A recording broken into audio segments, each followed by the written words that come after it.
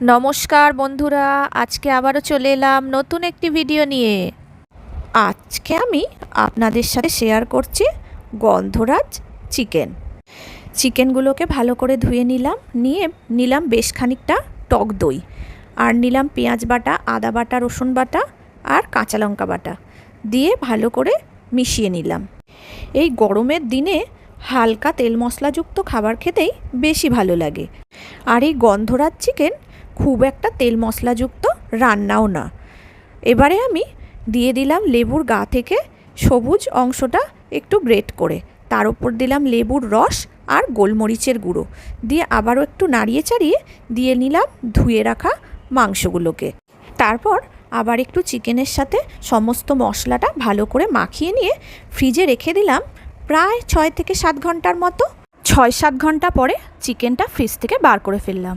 তারপর উনানে কড়াই বসিয়ে ওই ম্যারিনেট করা চিকেনটা দিয়ে দিলাম কড়াইয়ের মধ্যে। হালকা টু মিডিয়াম আঁচে ঢাকা দিয়ে কষাতে থাকলাম। গন্ধরাজ লেবু দিয়ে ম্যারিনেট করা মাংসের সুগন্ধ যেন চারিদিক ছড়িয়ে পড়ল।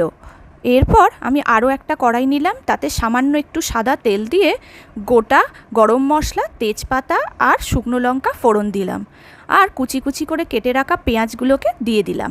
এরপর দিয়ে দিলাম একটু রসুন বাটা, তারপর দিয়ে দিলাম একটুখানি চিনি, যাতে চিনি আর রসুনের গন্ধটা সুন্দর বেরোয়।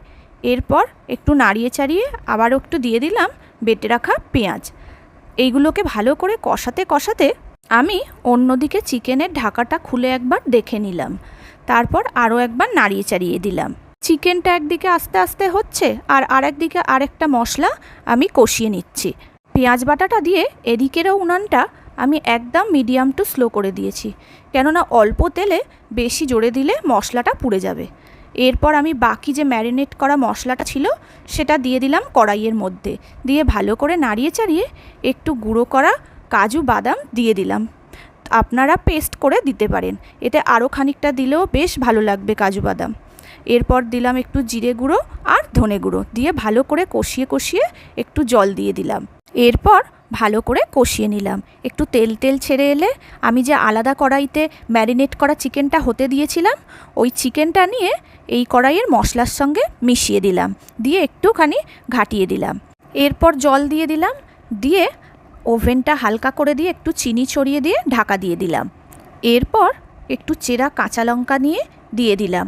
তারপরে আবারও একটু ঢাকা বন্ধ করে ফুটতে দিলাম। এরপর ওভেনের আঁচটা বন্ধ করে দিয়ে কিছু লেবু পাতা আর গোল গোল করে কাটা লেবুগুলোকে ওই চিকেনের ঝোলের মধ্যে